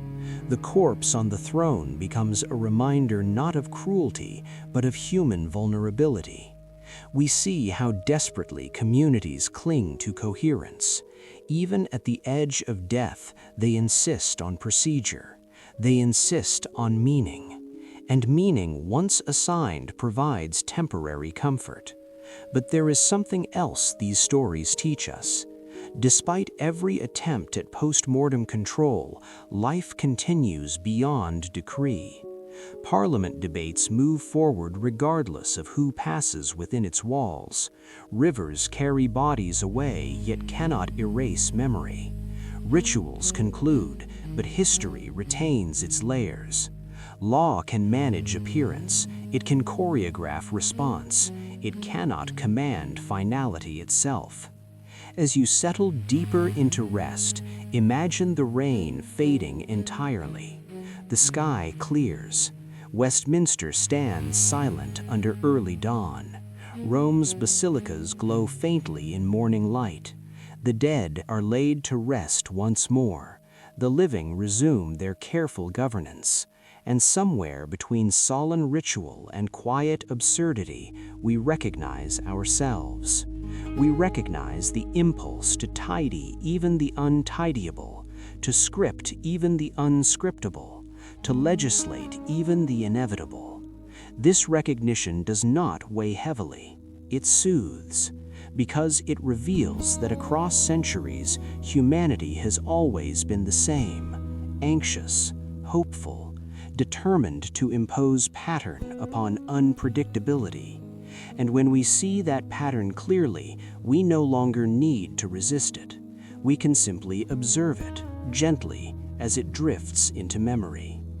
The rain has stopped now.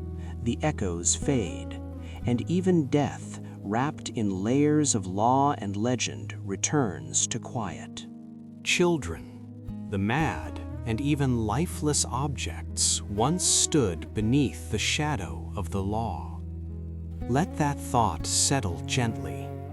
Not criminals in the way we imagine today, but figures drawn into legal ritual because something terrible had happened and someone or something had to answer. After death was questioned and love was redirected, we now enter a quieter, stranger territory where responsibility itself becomes fluid. In the archives of English common law, there existed a concept known as the deodand. The word comes from Latin, meaning given to God. When a person was accidentally killed by an object, that object could be declared guilty. A cart that rolled over a pedestrian, a falling beam that crushed a worker, a horse that bolted and dragged its rider. The item involved in the death was forfeited to the crown or destroyed, its value sometimes donated to charity. Within soothing history, this practice feels less like punishment and more like ritual. Imagine a narrow medieval road, mud beneath wooden wheels, a sudden slip, a cry cut short. The village gathers. Grief settles heavily in the air. The question forms quietly: who is responsible? In a world without modern insurance, without complex civil liability, responsibility required a shape. The deodand provided that shape. It assigned fault to the object itself. The cart becomes more than wood and iron. It becomes an actor in tragedy. In calming stories drawn from the past, this anthropomorphizing of objects feels almost like a fable. The cart, silent and still, is declared culpable. Its wheels are seized, its frame dismantled. Through this act, the community restores balance, not because the cart possessed intention, but because the human mind seeks closure. Grief is heavy when it floats without anchor. By giving blame a body, even an inanimate one, sorrow becomes easier to hold. There is something profoundly revealing in this impulse. Rather than leaving tragedy unresolved, medieval law chose symbolism. It transformed accident into narrative. The object that caused harm was offered up, sometimes literally, as restitution. In soothing history, we see how justice once intertwined with belief. God, fate, and law braided together. The deodand did not ask whether wood had malice, it asked how the community might move forward. By sacrificing the instrument of death, even if it was merely a tool, society acknowledged loss. The ritual did not bring the deceased back, it did not erase pain, but it signaled that the event mattered, that it would not be ignored. Within calming stories, this almost fairy tale logic softens the harshness of the scene. The cart is carried away, the village breathes again. The law has spoken, even if its reasoning appears dreamlike to modern eyes. Yet beneath this surreal quality lies practicality. The value of the forfeited object could support the victim's family. Compensation was embedded within symbolism. The guilty cart funded mercy. In this way, strange legal practices reveal not ignorance, but adaptation. Societies lacking modern legal frameworks crafted rituals to serve both emotional and economic needs. As your breathing slows, picture the wooden cart at dusk. Lantern light flickers across its worn planks. It waits silently as officials declare its fate. No anger, no spectacle, only solemnity. The object stands as a surrogate for chaos. By condemning it, the community reasserts order, and in that reassertion, a kind of fragile peace returns. The cart has been taken away. The village square grows quiet again. But the question of responsibility does not rest for long.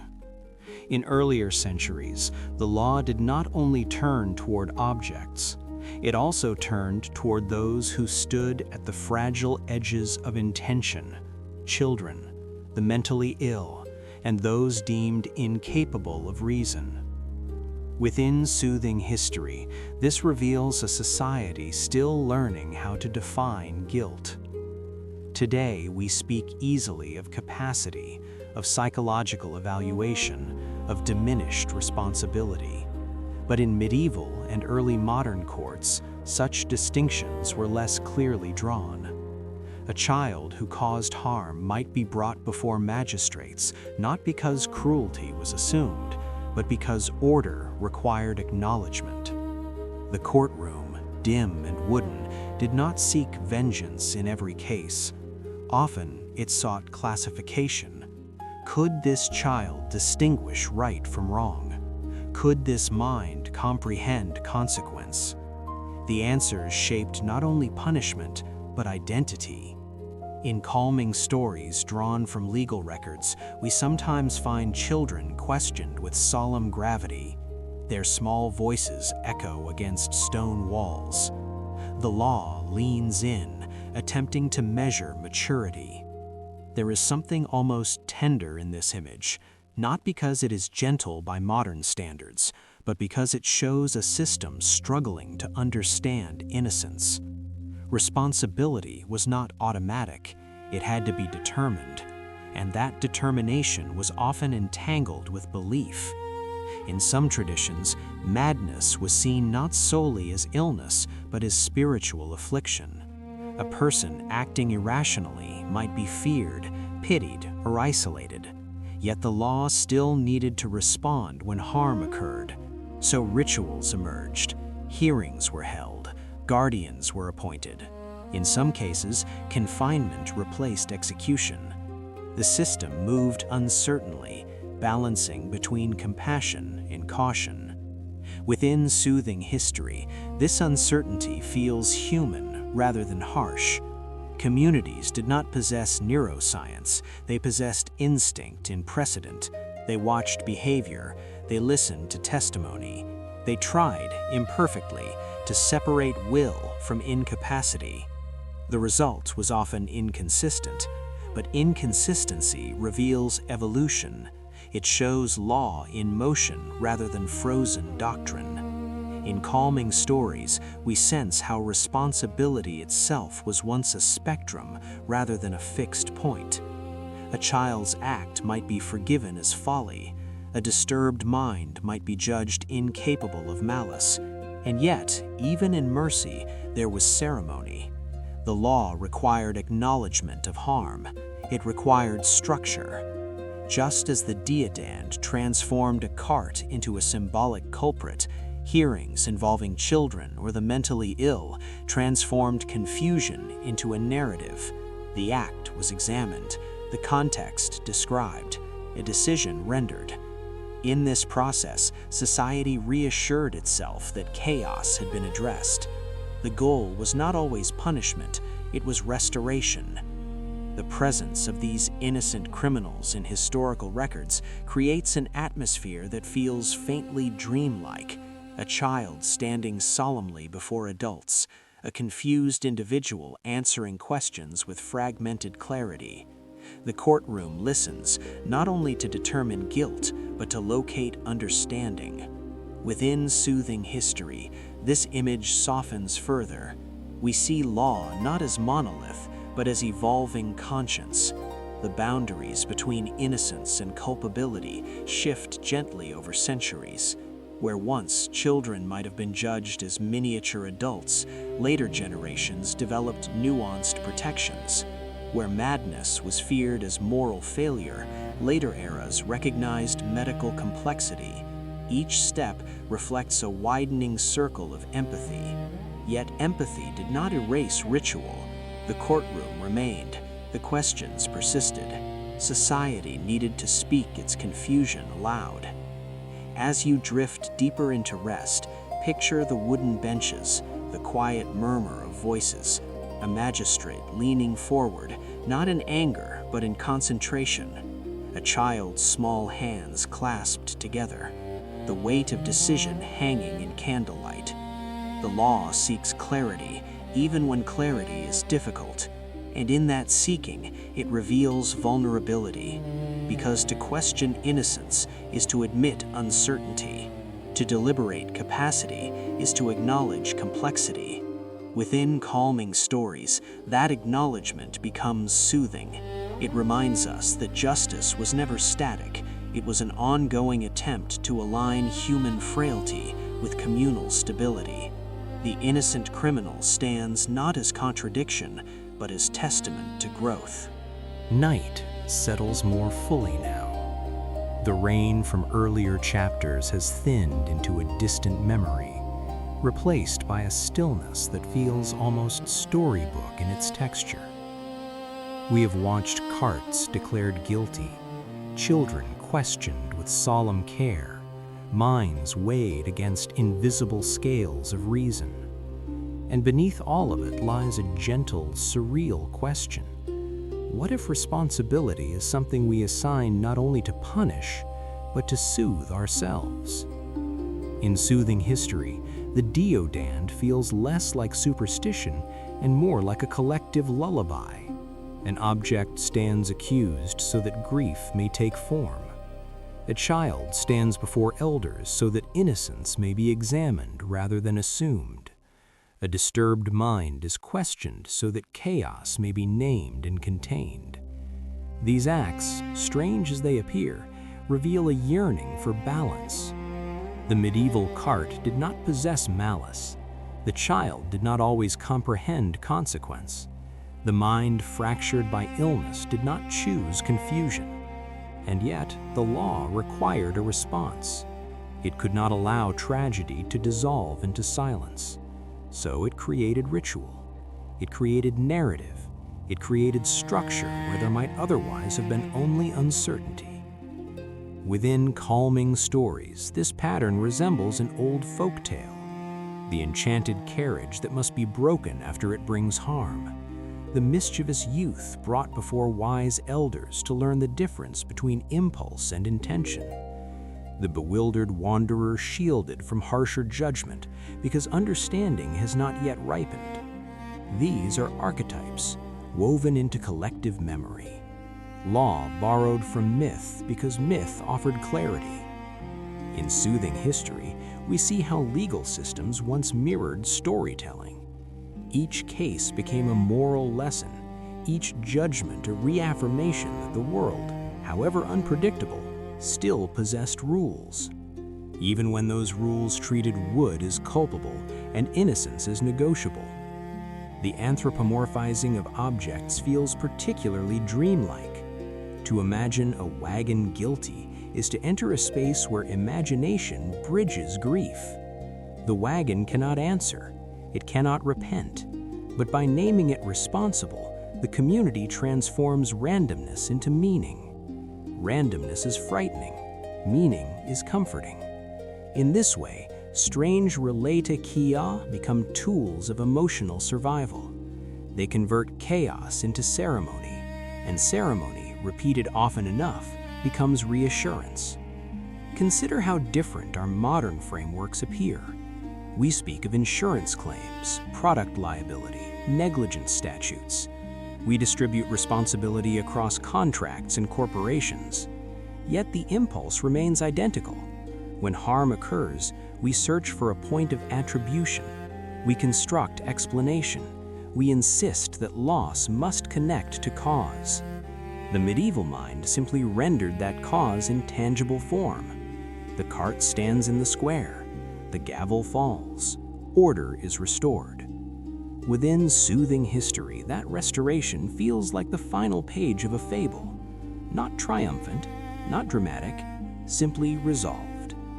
The innocent criminals of the past reveal that guilt was never purely about blame. It was about alignment, aligning grief with ritual, aligning accident with accountability, aligning community with continuity. Even the surreal cadaver synod echoes here, where a silent body became the focus of narrative correction. Again and again, law reaches outward to stabilize emotion. As you drift deeper, imagine the village at dusk, the dismantled wagon gone, the courtroom empty, the child released to guardians, the mind once feared now protected rather than condemned. Lantern light flickers softly across cobblestones. The world feels smaller, slower. Responsibility has been assigned, even if symbolically, and in that assignment, the air grows lighter. The story closes without harshness. We see that justice, in its earliest forms, was not always about retribution. It was about reassurance. It was about telling the living that chaos had been addressed, that loss had not gone unanswered, that innocence, when present, had been weighed carefully. The surreal becomes soothing precisely because it is ritualized. A cart guilty, a child deliberated, an object surrendered to restore balance. These images linger like fragments of an old fairy tale whispered at the edge of sleep. They do not disturb, they cradle, because they remind us that across centuries, humanity has always searched for ways to make tragedy bearable, even if it meant putting a wagon on trial. And as the pages close, we begin to understand something quieter than humor and softer than irony.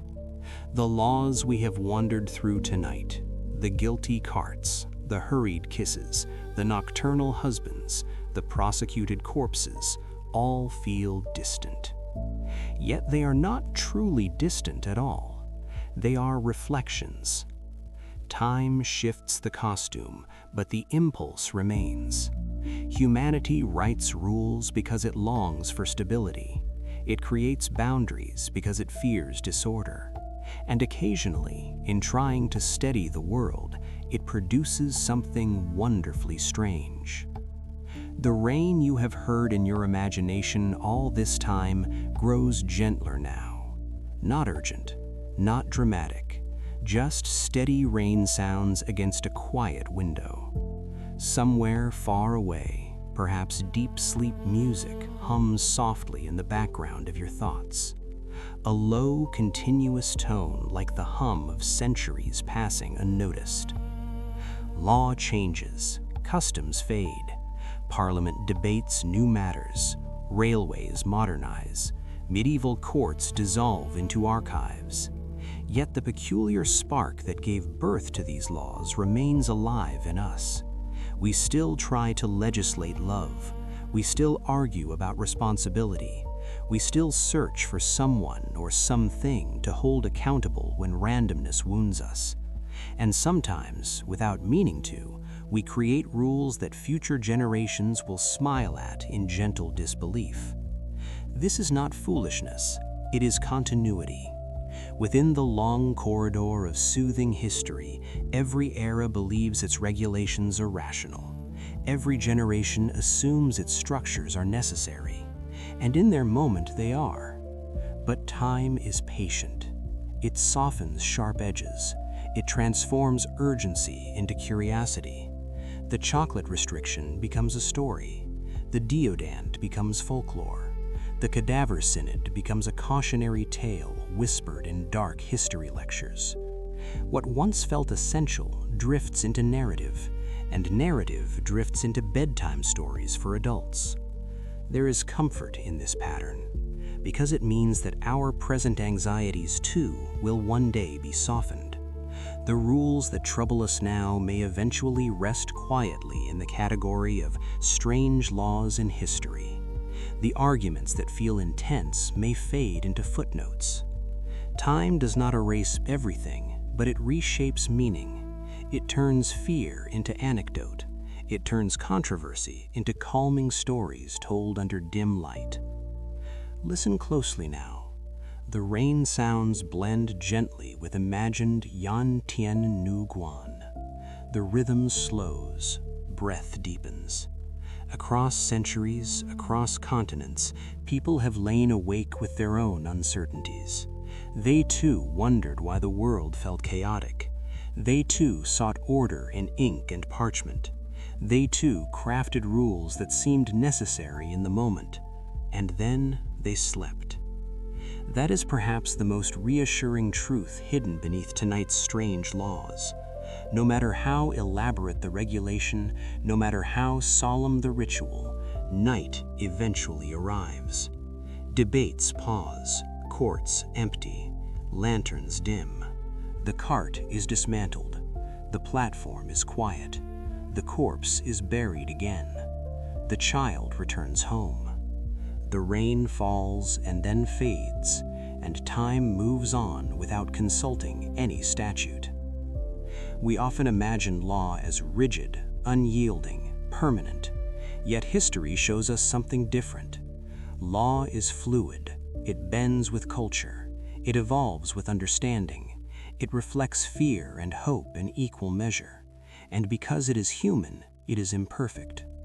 That imperfection is not a flaw to resent. It is evidence of growth. It is proof that we are always adjusting, always learning, always trying again. If you are still awake, notice how small your present concerns feel compared to centuries of curious rules. Notice how gently the mind begins to loosen its grip when it recognizes the vastness of time. Deep sleep music is not only sound, it is perspective. Rain sounds are not only rhythm, they are reminders that everything passes. If you are still listening, perhaps leave a quiet comment to let us know which law lingered with you. Or perhaps simply close your eyes. Let the rain continue in the distance. Let the centuries blur together. Let the strange and the solemn dissolve into softness. The pages have closed. The ink has dried. And beyond all legislation, beyond all ritual, beyond all attempts to control what cannot be controlled, there is only this steady breath. Good night.